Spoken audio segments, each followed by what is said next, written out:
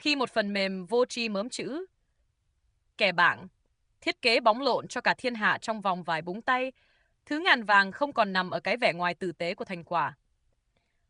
Thứ bốc lên mùi tiền tàn nhẫn và đắt giá nhất bây giờ chính là một con người bằng xương bằng thịt, dám đặt tên thật của mình dưới đống chữ đó, dám gánh chịu hoàn toàn hậu quả nếu dự án sập và xòe lưng ra chịu trận khi tình huống thật sự nổi lửa. Chào mừng bước vào kỷ nguyên mà sự bóng bẩy bị phá giá tận mặt đất và dòng chữ ký gánh trách nhiệm trở thành món hàng xa xỉ. Chỉ qua một đêm, cái danh xưng người làm việc chỉn chu, gõ chữ mượt mà, phân tích hợp lý, bỗng dưng không còn là lợi thế sinh tồn bất khả xâm phạm. Nó rớt giá thành thứ kỹ năng bình dân mà một đứa trẻ lên năm cũng mua được bằng mấy đồng bạc, cắt trả phí hàng tháng.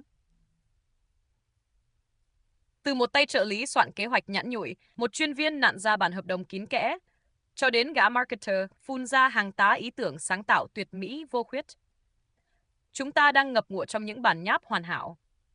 Nhưng cái giá đằng sau sự hoàn hảo rẻ mạt này là gì? Đó chính là tính vô danh, là thái độ giáo hoảnh và cái sự chối bỏ trách nhiệm trơn tuột vĩ đại nhất lịch sử.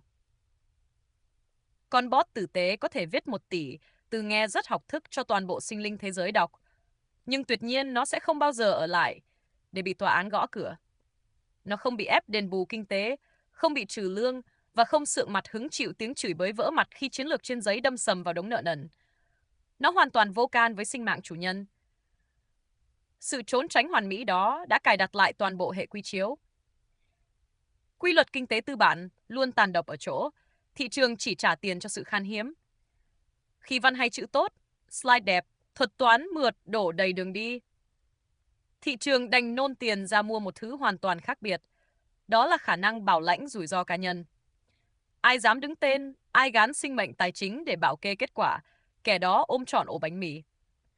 Khái niệm này gọi là sự khan hiếm của chứng thư chữ ký sống. Hãy đảo mắt sang giới tư vấn tài chính hay luật sư thì biết, người ta thuê một ông luật sư già, giá $5.000 mỗi giờ, chẳng phải vì khả năng tra cứu nghị định xuất chúng siêu việt hơn siêu máy tính.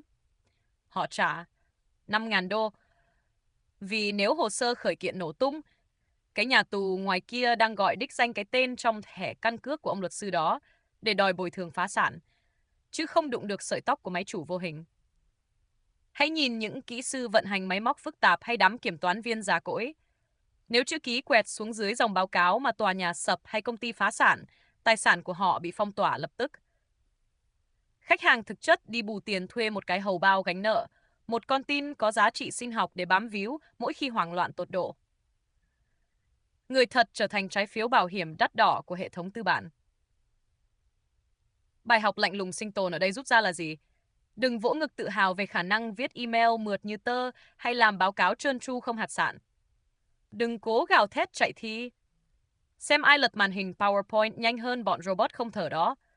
Thay vào đó, tra soát lại cái bát cơm hàng ngày. Nhìn phần việc đang làm và tự hỏi, người ta cần bạn ở khúc nào vì danh tính thật, sinh mạng thật và khả năng chịu án phạt, chứ đâu phải vì vài dòng chữ sạch sẽ vô tri. Nếu chỉ an phận trốn sau lớp vỏ bọc, thuần túy nhả ra bản nháp rồi chuồn đi điềm nhiên, lưỡi hái tự động hóa sẽ lia đứt ghế của bạn sớm muộn. Nhưng nếu bạn là người đứng mũi chịu sào, bảo hành dũng cảm cho những quyết định cháy nổ ngập mặt của doanh nghiệp, bạn đang khóa chặt sinh mệnh mình vào nguồn tiền sống còn của hệ thống. Thời đại AI này, đừng hỏi mình có thể xuất bản ra đoạn mã hay kết quả đẹp mắt tới cỡ nào.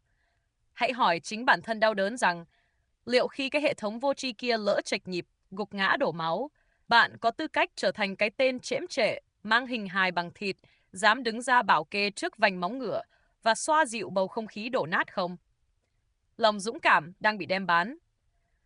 Xin chào mừng bước cùng sự thật tàn khốc của nhân gian thời AI.